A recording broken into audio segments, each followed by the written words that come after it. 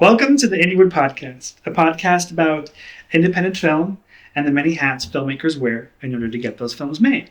This is a podcast about multi-hyphenates, talking to multi-hyphenates, how to be a multi-hyphenate, and sharing wisdom and advice to folks and creatives who want to make movies. This is Series 2, Season 2 of 2025, and with me I have an extra special guest because I talk about it all the time. And I talk about the project that we did all the time. Actress, actor, producer, and writer, Sarah Randall Hunt. Hello. Welcome. Big fan of the pod. I've listened to every single episode. I think it's fantastic. It is fantastic. Thank you. Yeah. Spoiler alert for anybody listening at home. Sarah is also my wife, in addition to all these amazing other things that she's doing. And we actually met in entertainment, and we currently do entertainment together. And we are in constant support of each other. And the reason why I asked her to come on this pod is because she is coming into her own. You are coming into your own as a multi-hyphenate. You are on a really big show right now, which is amazing and fantastic. You are writing a feature film, and we are actively producing some stuff. And so I wanted to get you on here because you are a creative of multiple hats and multi-hyphenates. And I wanted to ask you about your journey, your career, that I know all about because I've been a part of it, some of it, most of it, some of it. But I feel like there's a lot of really cool things that people would want to hear and maybe utilize in their own career, maybe give them perspective. Because you've been doing this for a long time. Yeah. Do you want to give a number to that? I don't. I'd have to do math, which is a problem. Can we just ballpark it? Yeah, like over 10 years. Okay. Definitely over 10. Under 20? I don't know. You never ask a lady if it's over 20. All right. Well, tell me about, so you started, funny story. We actually almost overlapped in college. Yeah. We would have met like in 2005. Yeah. But you left and then I came into college. Yeah. I got a scholarship to Arizona State University. For opera performance, which is very different than the life I have now. And then I did not like Arizona nor opera, so I decided to move on from that. And if I had stayed Yaron, I would have been in the same department. I don't know if we would have liked each other, though.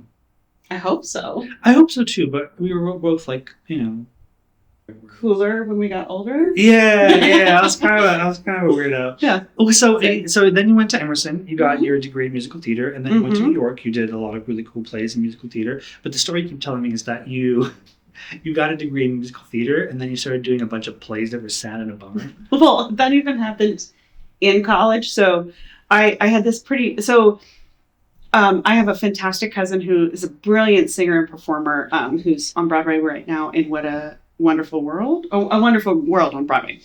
And Jason is one of my artistic inspirations. And he was a big model for me, in addition to an aunt who was very artistic and exposed me to a lot of cool theater and music things. And my family, of course, all of my family did that. So my entry point for art was through dancing and music. Mm-hmm. And so I didn't really think, I loved movies and I grew up watching them, but I never really thought about doing that as a job for some reason. It was like, White Christmas was my favorite movie for the longest time, and still is, really.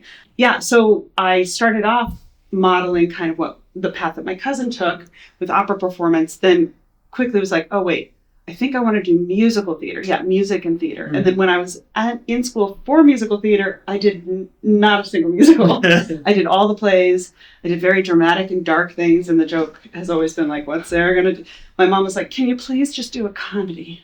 Yeah. Please. Because you keep getting murdered in plays. Keep getting murdered or, other things. Or lots of very dramatic things. So. But I like that about you because you're not really afraid to embrace this dramatic undertone of the theater world. I do want to ask you about all these kind of changes that happened early in your career because it feels like you were a multi-hyphenate before you were really a multi-hyphenate. You did opera, you did musical theater, you did regular theater. You played in a band that toured the world, which is kind of a musical show. You called it the Nation. I'm sorry, yeah. Toured the Nation. So how did you juggle that? Was it more of just a happenstance and circumstance? Or were you actively seeking out new and different ways to kind of express your art? I think that it was sort of I've always been driven by project-specific things that excite me, that make me feel challenged, that make me feel something. And if I respond to it, then I'm interested. And I think that really I was in my 20s especially, and in college I was kind of going off of that and just seeking opportunities where I could get them, because I was fresh out of college and trying to figure out, I was like, could someone hire me? Just anyone hire me? And then as I kind of rounded into my late 20s, I started to get more intentional with my career, about the kind of career that I wanted to have and the kind of projects that I wanted to be a part of. And then funnily enough, that's when I started getting interested in doing film and television, and acting more, really committing to doing more like straight theater stuff. And I still do musicals, like I did one this past year, but kind of understanding how my specific journey and the kind of things that I'm right for, what that kind of looks like. Did you really appreciate the fact that you did multiple things? You did opera, you did musical theater, and regular theater, or do you feel like it kind of held you back? No, I think, like, if this isn't fun, then why are we doing it? You know what I mean? Yeah. Like, I think that I'm really glad for the diversity of experiences that I've had and the reason why I became a performer. So I think, there's a reason why I didn't wind up at a desk job, which I kind of do have still. But anyway, there's a reason why I didn't wind up behind a desk. It's because I like the diversity of experiences that being an artist lends itself to. So I think that part of crafting a career is getting to know yourself better and the kind of stories that you want to be telling. And I don't think you could maybe some people arrive at that sooner than I did, but I think it's all a part of your own unique journey. You know what I mean? Yeah. Well, coming to TV and film, because that's what brought you to Los Angeles from New York. What was that moment like in your life? What really flipped the switch to, oh, no, I need to do TV? Was it something artistic? Was it something practical? Well, funnily enough, producing and acting in film and TV kind of started, my interest in both of those kind of started around the same time. So I produced my first short film in 2013. And this was in Los Angeles? No, it was in New York. Okay. I was kind of bi-coastal. I mean, I'm still bi-coastal, but I was really living all over the place for like a 2-year transition between like 2012 to the end of 2013. So I would say that my interest in film and television was kind of sparked around the same time I started producing, but I was producing theater first. So I had this great acting class that I took in New York consistently, and a big fan and student of Larry Moss's, and some people that I met through that, we were like, let's make our own theater stuff. And so we created a couple short play festivals that we called Shorts happening, that one of your podcast guests, previous podcast guest, Jean Gallerano, was a part. Okay. Yeah. And that's how you met. No, we knew each other. I've known Jean for a long time. Okay. And we were in acting class together before that, and he's gone on to have such an incredible career. And as have all the people in that class. So we did these short play festivals. And so that was my first kind of foray into taking back ownership of my own career and kind of deciding what kind of stuff I wanted to be a part of rather than kind of waiting for the opportunity. And I found that super empowering. And then when that seed was planted, I was thinking about doing that for film. And then so 2013, I produced my first short. I crowdfunded for it. $7,000 on Indiegogo. And so it was a small budget. It was a weekend thing. My dear friend, shout out Elizabeth Masucci, her family donated their apartment for the weekend. So the shift was to, I think it's really important to continue to be bad at things and to continue to put yourself in scenarios where you're like, oh my God, I don't know how to do this. And so I've been acting for quite a moment. Yeah. And I've done more than 10, less than 20. Well, I don't remember that. I'd have to do the math, and I don't want to bother. But at that point, I'd been acting in musicals and on stage, and I had started to audition for film and TV. But it was sort of like not till I got to Los Angeles where I was like, oh, I don't even know what I don't know about acting on camera. And everybody was telling me to be still, and I was like, oh my God, how do I do that and also be me, That's actually a good thing to kind of want to explore with you is the difference between film and television, because they feel like similar mediums. Mm-hmm. You're acting, you're telling stories, but they are so drastically different. So I guess we'll touch on that in a little bit. But so your transition to Los Angeles into film and television. Mm-hmm. And my question was going to be, what did you feel was the most difficult? Was it the transition to a different environment, a different craft? And do you feel like if people are in film or if people are in theater and they want to try the next thing, is that something they should do or have to do? Do whatever you want. Life is short. Do whatever excites you. I mean, I think that the older that I've gotten, the more I realize if you aren't excited, everybody's going to be able to tell. Yeah. And it's not going to make a difference of and the more you need the job, but you're not excited about it, the worse the audition is going to go. Mm-hmm. You know what I mean? I think if you're curious about something, give it a try. I think the best test of being a human is to be new at something and to learn how to have the humility, but the courage to move through that. I think that is the best life skill. That's what I've found is that the initial step at trying something new, you're always bad at it. And it's always like you always fall back a little bit. You're like, oh, I suck. I don't want to do this. This is terrible. But then if you get through that initial burst of I'm bad at something, you're going to be good at something. Yeah, well, and there's also this beginner's luck thing that happens at first where you're like, oh, wow, this is fun and different and new and exciting. And then that wears off. And then you're like, oh, God, now I really understand what I didn't know when I did that take or that tape for that person. And then you know better and you can do better.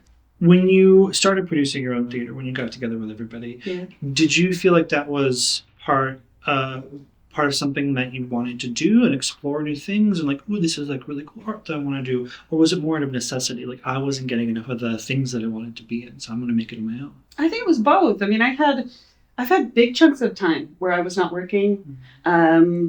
When I was 3 years in New York where I wasn't really, I wasn't really doing the things that I wanted to be doing. I was working just as far as I had this whole perception of what it meant to be a working actress. What was your perception of a working actress? That you were on Broadway and that you had the only stream of income was being an actor. Okay.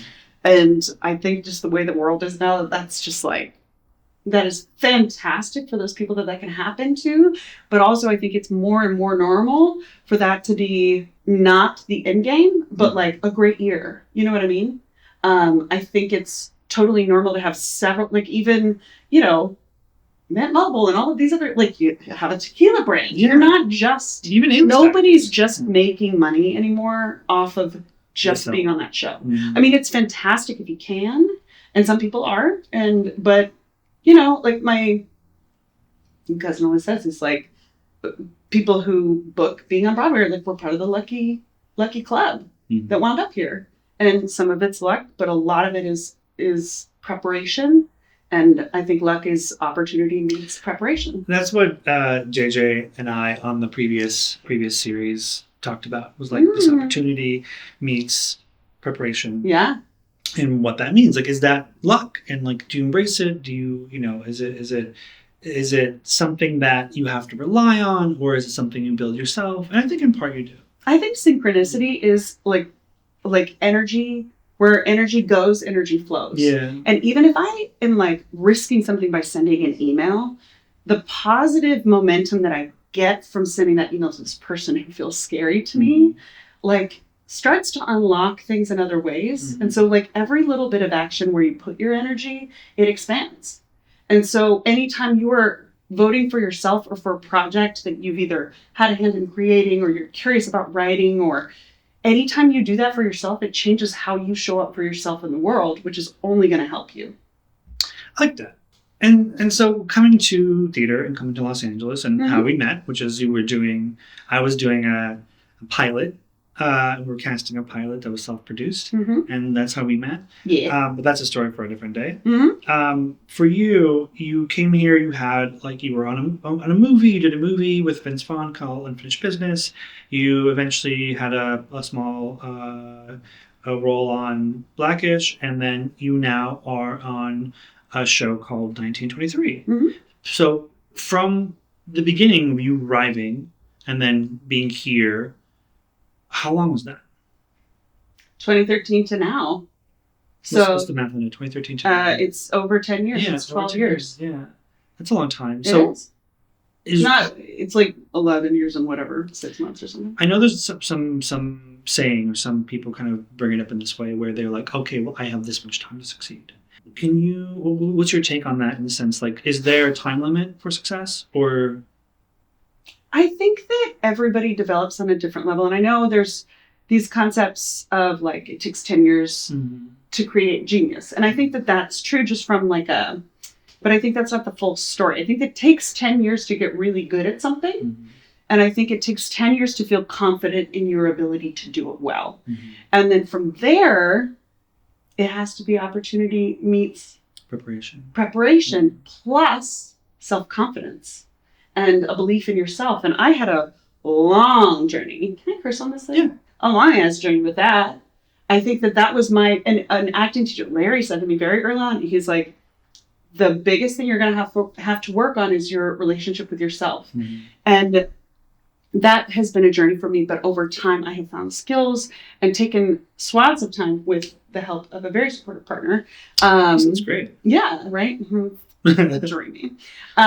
Who has helped me kind of trust in my ability and trust in my thing. So I also think there's this ticking clock thing with women that unfortunately is not, we're not done with it. Like there's this perception that you hit a certain age and you're like dead. You know, I think there's the reality of the fact that there are certain projects. I mean, I'm a big fan of the work that the Gina Davis Institute does. So there are statistics around the fact that there are less roles. Like, I forget what the stats are right now, but for women over 50, there are significantly less roles for women over 50 than for men over 50. And also for women under 50, there's significantly more opportunities, with the most being in your 20s and your 30s. So that's true, but also like life is long. And there are plenty of people, the guy from Frasier, the white hair, the dad. Grimmer. No, oh my God, the dad. He got famous very late in life. Yeah. Same with Morgan Freeman, right? It was like he was in his 40s, Allison Janney too. Yeah. So I look to those people for inspiration that I think, especially if you're a character actor like I am, I see myself as a character actress. I think that I hope to be working in my 90s and beyond. You know? Like Betty White. Exactly. Yeah. I do want to talk about what you said, confidence and finding it and learning more about yourself. And I think this is great to talk about producing, because I think initially when we talked about like all the stuff that you were producing, when you got to Los Angeles, it was about not only making work for yourself that you could be in, but also I think in the end it was about discovering your confidence. And I think talking about this project that I keep talking about over and over again, the web series that we did, Stupid Cupid. So spoiler alert, Stupid Cupid is the web series Sarah and I did. This is the wife, this is the writer, the director, the star. No, I'm the director. Co-writer. You really producer, had a hand in making that happen, because I had some ideas. And you're like, here's how you make it digestible. Well, we had a good partnership. And this is actually what I wanted to talk about in episode 2, which we'll talk about next week. But partnerships, I think, are incredibly important. But I want to know, seeing Stupid Cupid unfold, a 6-day shoot with multiple actors and locations, and seeing how it had an effect on me, I wanted to hear your side of the story. I think it goes back to that whole, like, how do you learn? You be bad at something. Yeah. And I think that, and I'm joking, I think we did a great job considering the circumstances that were. And, you know, we had a limited budget, and with what should have been probably $20,000 more, we accomplished an unbelievable task of filming 48 pages in 6 days in Manhattan, in all boroughs, every single boroughs except for the Bronx, but it was very close to the Bronx. So that's one. And with a limited budget. And so I think what I love about indie filmmakers is they're so scrappy, and that when you work with when you meet other indie filmmakers, you're like, oh, that's why you're self-starting. that's why you can see, even though this isn't like your thing, you can see an opportunity there, or how you can help, or how you can collaborate. And that's very much what working in the theater is like. So that's why I was really drawn to independent film, I think. What did you learn most from that project about yourself? I think I learned that I can do a lot with no sleep. Yeah. And that I can. We surprised ourselves, I think. I mean, I surprised myself about what, we had to make some script adjustments and doing quick memorizations while at the same time doing call sheets for the next night, and also managing something with regards to like one of our locations that fell through completely very last minute. And I think it was, someone after that whole process said, making a film is actually a marathon and you need to train for one. Yeah. And I wish someone had said that to me before we took on a larger project than we ever had before. So now I'm saying it to all of you who are watching this thing or hearing it. Train for it like it's a marathon. Mm-hmm. The longer the project, the more mental, emotional, physical, and like actual prep you need to do for the thing. Mm-hmm. The more moving parts, the more you need to be thoughtful about the time that you're doing to make sure that thing goes well. So even though you might have something that's a super expensive shot that's like a 2-minute bit, the preparation for that doesn't match the 2 minutes. It matches the effort. Yeah. I like that. A previous guest said that when they were making a short, knowing that they would want to do bigger projects, they wanted to, and not knowing how to produce or how to kind of bring all these things together, they said, I want to do a small project, something low stakes in one location with a small group of actors, in order to really learn and test and fail, so that when I do get to that bigger project, I'm more well prepared, because I don't want to test myself in a bigger film and then fail. I think that's super smart. But many people told me this and I ignore them, so I'm going to say it to everyone listening. And you can ignore it too. And you can ignore it too, because it turns out fine. But really having especially if you're self-taught, having a place to play and be simple and do one location and focus on relationship, dialogue, performance, sound, shot list, all of those things. Even when you aren't trained, like there are some incredible movies that the entire thing is in one place. Mm-hmm. And even then that took months to complete and to perfect, and, spend the time with the edit and learn on a lower risk thing to start off. I think we're all trying to get to Sundance and to do the big thing and have a big career. And it's like, I think you just gotta behave as if like, I heard this thing on this book audiobook I just finished called The Big Leap. I highly recommend it. It's by Gay Hendricks, and the audiobook is delightful. He's lovely. And at the very end, he kind of shares this story about Asian art and the differences between European-centric art and Japanese art, being that we see in European art how it's kind of like you're finishing this oeuvre, this like beautiful masterpiece, and like how can you expand how that your career expands, and you have this masterpiece. Whereas with the approach in Asian art is the object is there, and it's just a matter of whittling away at it until it becomes the perfect sculpture. So we are always in a state of becoming something, and to allow that to have patience and time, I think, is super important. And because I think creativity like happens under pressure, but it doesn't thrive there.